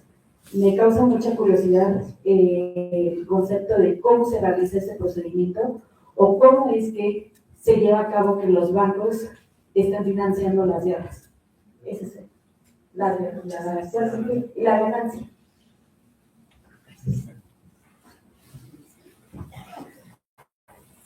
Muchas gracias. Muchas gracias por todas las preguntas y los comentarios. Vamos ahora a dejar que las ponentes y también Ernesto puedan responder como en unos 5 minutos, si es posible. Gracias. Muchas gracias por cada una de las preguntas y comentarios. Son muy interesantes y todos nos llevan también a nuevas líneas incluso de investigación, y que podemos seguir abundando en ello, ¿no? Bueno, quisiera empezar por la parte de la necroeconomía, que es con lo que inicié la presentación, y en esto de cómo el capital necesita matar para vivir, ¿no? Y así lo vimos desde acumulación originaria, y así lo seguimos viendo de manera permanente como uno de los elementos que me parece. Pero hay algo que muchos de ustedes también han estado trabajando y que ahora incluso pues, nos lleva a cuestionar pues, varios de los conceptos, y que sé que son muy polémicos, ¿no? ¿Qué genera el valor? El trabajo vivo, ¿cierto? Y estamos viendo ahora que la muerte está generando valor. Entonces, por eso también hablamos de una necroeconomía. Es decir, el capital está ganando con la muerte, pero de manera extrema. Y por eso la idea, y se van conectando ahí varias de las preguntas, ¿no? La idea de mostrar estas gráficas, de decir cuánto está ganando. Vimos el asesinato de decenas de niñas, ¿cierto? El fin de semana. Vemos el asesinato en Gaza también, 70% niñas, mujeres y niños. Y bueno, son miles, ¿no? Miles de personas las que están muriendo. Y por otro lado, vemos la ganancia de estas empresas. Las ganancias dentro del mundo financiero. O sea, esta parte del capital ficticio. Es decir, no solamente en la economía real, como lo estamos viendo. Entonces, lo que estamos aquí tratando de sintetizar es cómo el capital está ganando con la muerte. Y cada vez que asesina a alguien, utiliza una arma, y entonces ahí se conecta con esta pregunta tan interesante que tú haces. Yo les mostré en 2 años las casi 12,000 operaciones que ha habido de la banca, y que es así nombrada la banca armada, y qué hacen las empresas bélicas, y ahí entonces nos vamos al ciclo del capital dinerario, tomo 2 de Marx, ¿no? Y ahí lo que vemos es, pues, las empresas para iniciar el ciclo de acumulación necesitan del crédito, necesitan del dinero, y entonces es como tratamos también de explicar también este camino que estamos viendo ahora, como la banca está financiando a las empresas bélicas para llevar a cabo, y por eso yo retomé esta imagen de la que denuncian los españoles, en específico de Banco Santander, cómo está financiando con todos estos 2,000 millones de dólares, pero lo que va a obtener de beneficio una vez que otorgue el crédito a esta empresa o a estas empresas bélicas, y que vendrá después el pago de una tasa de ganancia, y por eso decía, entonces ahí nos conectamos con el capital que devenga interés. Entonces, estamos del ciclo del capital dinerario a esta parte del capital que devenga interés. Y perdón, ahí estamos tomo 2, tomo 3, y sé que les estoy hablando así porque hay varios compañeros que están metidos en estas discusiones, y que nos podemos ir a otro territorio, y que es con lo que yo cerraba también al final, ¿no? Con esta parte de lo que hemos vivido también en los pueblos y en las comunidades, y yo les traje aquí, al último ya no me dio mucho tiempo, pero el caso de un territorio en Chiapas que hemos estado trabajando, documentando por ya más de 2 años, y que implica otra vez, ¿no?, para que la empresa, y bueno, ahora está metido el crimen organizado. Entonces, eso no lo mencionamos aquí, ninguno de los tres, pero eso hace más difícil todavía la defensa de los recursos. Y hablando, ¿no?, de sus cosmovivencias, la defensa de sus bienes y dones naturales. Lo hace más difícil. Pero bueno, esto es parte de la idea que espero haber contestado más o menos ahí esas 2 preguntas, ¿no?, que se tejen. Y bueno, ¿qué es lo que vemos también por otro lado? Pues vemos que además, como decíamos hace rato, de que está la ganancia ficticia dentro del capital ficticio y la ganancia en términos reales. Por eso les enseñé también otra gráfica donde vemos cuáles son las ganancias del último año de la venta de las armas. Pero la pregunta que hacía el compañero, también tenemos que sumarla, ¿no? No solamente estos elementos que para el capital, por eso decimos, se vuelve un gran negocio cada vez que asesina a alguien, está ganando, ¿no? Empieza, y la banca va a ganar más, ¿no? Y para ellos que haya más guerras, ¿no? Y que haya más genocidios, porque así, pues ellos están recibiendo este interés, este capital que les interesa, esta recompensa por asesinar, ¿no? Y eso es lo que también trato ahí de demostrar. Pero a esto se suma, pues, esta tendencia histórica del capital, ¿no?, donde vemos que la tendencia histórica, no incluí la gráfica de la tasa de ganancia porque no me va a alcanzar la vida, y Lorenzo me va a sacar, ¿no? Entonces no la incluí, no incluí varias cuestiones, pero la gráfica histórica desde 1800 hasta el presente de la caída de la tasa de ganancia de los países centrales, y nos explica muy bien también, y ahí sumamos todos los elementos que utiliza o que se describen también en el capital para contrarrestar esta caída de la tasa de ganancia, ¿no?, que no se circunscriben a los que están enunciados en el capital por Karl Marx, sino también él dice, voy a enunciar los principales, pero hay otros. Y hemos visto que también en términos de que cuando hay un momento crítico, el capital se reactiva, ¿no?, con la industria bélica, no solamente con el keynesianismo militar, ¿no?, o sea, con el gasto público que se va a la parte bélica, sino también ahí entran todos estos otros elementos, ¿no? Y entonces por eso decimos que también es un elemento que el capital va utilizando para contrarrestar la caída de la tasa de ganancia, ¿no? Entonces, la tendencia histórica es a que la tasa de ganancia caiga, ¿no? Y entonces el capital busca formas de contrarrestar la crisis, ¿no?, en las que está, y uno es hacer la guerra, ¿no? Y le es muy lucrativo. Entonces, eso es otro de los elementos que, pues, que también aquí me parece que es parte también de lo que yo quisiera mostrar. Y lo otro que decía la compañera de allá atrás, que decía, yo no, tampoco soy economista, y que hablaba de mayor gasto en actividades bélicas y que nos ponía el caso de un dron, ¿no?, que le está ganando la batalla. Bueno, pues eso es una situación que tendríamos que debatir profundamente, sobre todo después de ver lo que ocurrió en Venezuela, ¿no? O sea, la incursión militar que hace Estados Unidos, que dura muy poco tiempo, o sea, dura un par de horas, ¿no?, porque además lo seguimos todo en tiempo real, ¿no?, todos lo seguimos en el mundo en tiempo, un par de horas, sin ninguna baja de ellos, y asesinando a todo el cuerpo que antes, en el pasado, había logrado defender en Cuba a Fidel Castro. 600 veces intentaron asesinar a Fidel Castro y nunca pudieron. Y ahora, pues, llega el ejército estadounidense y lo que hace es matar, pues, a todos, primero a este primer cuerpo de protección que eran los cubanos, el ejército cubano, y los asesina.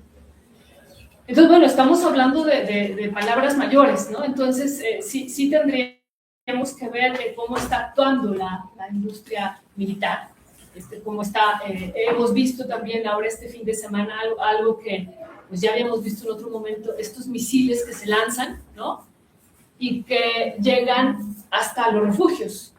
O sea, ya los refugios no son seguros tampoco, ¿no? Entonces, pues, vemos un avance de la industria bélica de una manera importante y pareciera entonces, pues, que hemos hecho incluso preguntas, ¿no?, a los abogados. ¿Qué es lo que sigue? ¿Cuál es la situación que tendríamos que tener? Y bueno, yo, igual que varios de los que estamos aquí, pues estamos en esto, pues, metidos por una batalla, o en una batalla por la defensa por la vida, ¿no?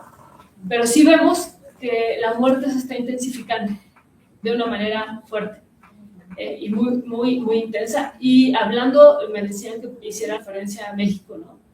Hablando de México, el caso de Chicomucelo, que ya no me dio tiempo de exponer, pero es para mí uno de los extremos. Una vez que asesinan a toda la familia que se opone a la minería, le prenden fuego al cuerpo de las mujeres, ¿no? O sea, como para decir, ustedes de comunidades de pueblos indígenas de Chiapas, si se oponen a la minería, los vamos a matar. Y además está metido ya el narco. Y si se oponen a la minería, los vamos a matar, y vamos a prender fuego a las mujeres, ¿no? Ese fue parte de lo que documentamos, ¿no? Y lo que seguimos documentando ahora también con diálogo con el Servicio Geológico Mexicano, con los archivos, de toda la riqueza minera que hay en ese territorio y de por qué el narco, los cárteles del crimen organizado están disputándose ese territorio y están asesinando a la población. Bueno, con eso yo terminaría. Muchas gracias. Aquí, gracias. Bueno, me voy a ir en orden, porque si no luego me pierdo mucho. Entonces, lo primero, lo de la incorporación de la vida. Sí, bueno, en realidad la noción de metabolismo social en Marx, esta cosa de que la naturaleza y el trabajo, el ser humano son separados, no es así. En realidad, para Marx no es así. Incluso dice, la naturaleza es el cuerpo inorgánico del hombre. La relación del hombre con la naturaleza es una relación consigo mismo. Entonces, por eso decíamos, bueno, se hace analíticamente solamente, podemos entender el metabolismo en un sentido biológico. El hombre es un ser biológico. Nace y es naturaleza, y vive en la naturaleza y transforma la naturaleza. Y transhistóricamente lo hace. Pero el metabolismo va cambiando históricamente. Entonces toma una forma particular dentro del capitalismo. Y ahí toman relevancia categorías, como decíamos, del trabajo abstracto, el valor, el capital. Entonces se subordina a la lógica del capital. Esa es la cuestión. Se subordina a la lógica del capital. Entonces, no es como que, perdón si eso se entendió, a veces analíticamente lo decimos así, pero no es que sea separado. En realidad está, y creo que Marx tiene esa gran importancia, a diferencia del resto de los pensadores de la modernidad, ¿no? Se separa de Descartes, de Kant, etc. Pero bueno, no quiero usar más tiempo porque es muy poquito. Entonces, incluso la fuerza de trabajo, ¿no? La fuerza de trabajo es naturaleza, nada más que toma una forma particular en el capitalismo. Sobre lo que decíamos de la pregunta sobre el consumismo. Sí, bueno, el extractivismo responde a la lógica de valorización. Entonces, tiene que ver con la necesidad de reproducción ampliada del capital. En este sentido, puede ser que nos genere necesidades de consumo que no teníamos. Por ejemplo, yo luego les digo a los estudiantes, a veces tú vas a una tienda y ves algo y no lo necesitabas, ahora lo necesitas y genuinamente lo necesitas. Y tú te preguntas a ti mismo, sí, de verdad lo necesito, es una necesidad. Entonces genera eso. ¿Por qué? Porque lo necesita para la acumulación de capital, estar consumiendo. Hace 30 años creo que podíamos vivir sin celulares, ahora no podemos, necesito un celular. Definitivamente lo necesito. Ese es el problema y se ancla el extractivismo porque hay ciertos, los minerales de los que hablamos críticos se necesitan para eso, ¿no? Son indispensables. Entonces, tiene que ver con eso, con la reproducción ampliada del capital. Sobre lo que hablábamos también, de la tendencia, sobre el valor, que me decía, bueno, el trabajo genera valor. ¿Qué pasa cuando lo cambiamos por la máquina? En realidad eso es todo el tiempo ocurre en el capitalismo, es parte del funcionamiento del capitalismo. Exactamente, en el tomo 2 hablamos de ello. ¿Qué pasa cuando aumenta cuando mejora la tecnología, cuando hay un cambio tecnológico, cuando cambia esta relación que hay entre el capital constante, es decir, los materiales, y el capital variable, el salario? La tendencia decreciente de la tasa de ganancia. Entonces, para contrarrestarla, ahí es donde entra el extractivismo. Necesitamos además naturaleza barata, que viene de las periferias de América Latina, ya que hablamos de la región, ¿no? Entonces, esa es resultado. Lo que decía, bueno, cosmovisiones que se presentan sobre todo en estos documentales. Pienso que cuando me invitó a participar, le dije, mira, qué coincidencia, porque yo acabo de dejarles este documental precisamente a mis estudiantes que lo vean, y efectivamente el impacto que puede tener emocional, no quiero decir porque aquí está uno de ellos, pero él me dice, a mí me conmovió profundamente. Hay cosas que evidentemente nosotros tenemos una forma de razonar, de entender la vida, la existencia, ¿no? Nuestra cosmovisión, pero entender las otras cosmovisiones nos ayuda un montón también para comprender cómo estamos insertos en este sistema y cómo a ellos les toca insertarse en este sistema, ¿no? Entonces eso es interesantísimo y súper relevante. ¿Qué más?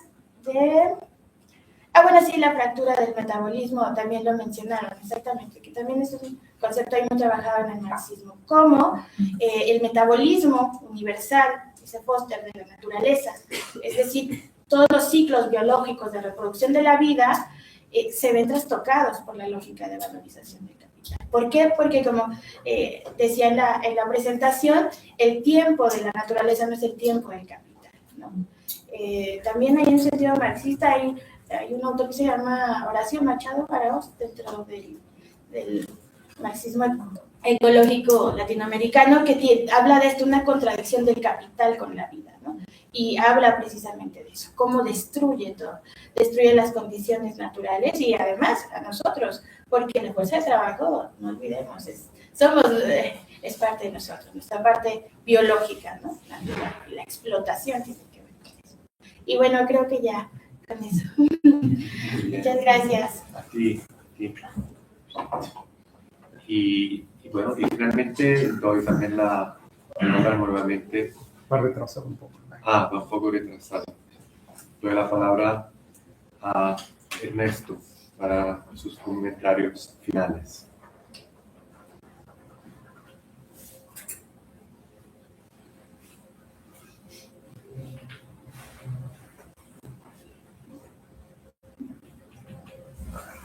Bueno, gracias. Sí, he anotado algunas ideas para complementar lo que se ha discutido. Y sobre el arte, cómo participa en el diálogo, en el debate, ¿no? Creo que sí es importante justamente porque son otros frentes, ¿no? O sea, tú necesitas evidencia científica que puede darte una investigación de las ciencias sociales, una investigación de las ciencias naturales. Necesitas esa evidencia para lograr impulsar leyes, para proteger territorios. Pero también necesitas este tipo de intervenciones a través del cine documental o a través del arte, de la música, porque necesitas también sensibilizar a la gente, que mire con empatía a estas personas que están siendo afectadas en su derecho a la vida y en su derecho al medio ambiente y que están siendo como estigmatizadas por su manera distinta de ver el mundo. Entonces, como que todo tiene una importancia dentro de construir una narrativa que acompañe esa lucha. Y si el documental o las artes, la fotografía, la música, tienen su rol porque llegan a otro nivel, ¿no? O sea, creo que al mostrar emociones, mostrar vivencias, logras que pasar el filtro de la mente y como conectar directo con el corazón, y eso te ofrece la oportunidad de ensanchar como la comprensión y te ofrece algo único que es vivir, al menos por la hora y media de un documental, de una película, vivir a través de la experiencia y de los ojos de otro. Pero también tomé, claro, cómo ha ido evolucionando también el abordaje de cine documental, ¿no? Que antes era más externo, que se retrataba a la comunidad desde afuera, ¿no? Y ahora no solamente en el Perú, sino a lo largo de toda Latinoamérica, es mucho más desde adentro. Y algunas propuestas incluso van más allá, que el director ya no participa como director, como fue mi caso, sino en diálogo con la comunidad, sino que provee los conocimientos, las herramientas para que sea la propia comunidad la que dirija, la que decida el contenido, el ritmo, los temas, que es el video participativo. Y eso, bueno, lleva pues, es un enriquecimiento del abordaje, y hay propuestas bastante inspiradoras y de las que se puede aprender, y que también muestran otras miradas, ¿no? que tienen todo el derecho de formar parte de la conversación global, y el cine, el video, el audiovisual es un instrumento para eso. Luego, otro tema sobre el consumismo, ¿no? Sí recuerdo en el documental se habla sobre el oro y el uso simbólico que durante milenios se ha tenido con respecto a conmemorar, ¿no? Por cientos de años, ¿no? En la familia se conmemora los hitos de la vida a través de objetos de oro, ¿no? Como los anillos de boda. ¿Y por qué viene eso? ¿Por qué esa atracción con ese metal, o sea, que sin pensar en lo que puede estar generando de destrucción y de muerte a las comunidades y a personas en Latinoamérica. Creo que eso también no solamente es a nivel como macro de los bancos y todo el mundo está de cabeza. La inversión más segura es según los grandes capitales, es el oro, ¿no? Pero también está presente la familia. O sea, habría que preguntar de dónde viene eso y preguntar si los anillos con los que conmemoramos matrimonios, si sabemos de dónde vienen, si sabemos cuál ha sido su origen. Y finalmente, no, nada, creo que es muy importante estos espacios para dialogar y para acercar distintas miradas, ¿no? Y yo admiro mucho las ponencias de Violeta y de Adelaide, que esta lógica de capital y el armamento me parece que es algo que da para un documental. Bueno, gracias. Muchísimas gracias a ti, Ernesto. Nosotros también hemos aprendido muchísimo de la conversación contigo. Pues quiero solamente primero agradecer nuevamente a Violeta, a Lili y a Ernesto por sus contribuciones. Una mesa creo muy interesante. Y antes de cerrar, recordarles el próximo seminario, que será el 19 de marzo, aquí a la misma hora, sobre la crisis de reproducción social. Es un seminario que estamos organizando en el marco del Seminario Permanente de Economía Política PIT, que está aquí también ahora el jefe de área de Economía Política de la UAM de Iztapalapa, Iván Cortés. Nada, les esperamos entonces. Nuevamente, muchas gracias. Buena tarde. Gracias.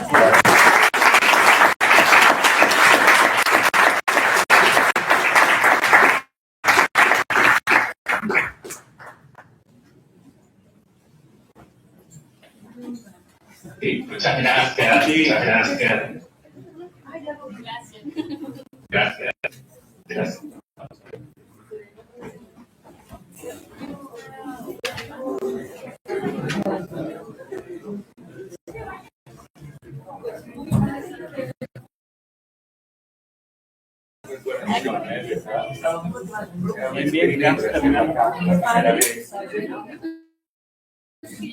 No, pero he pensado que es el que viene.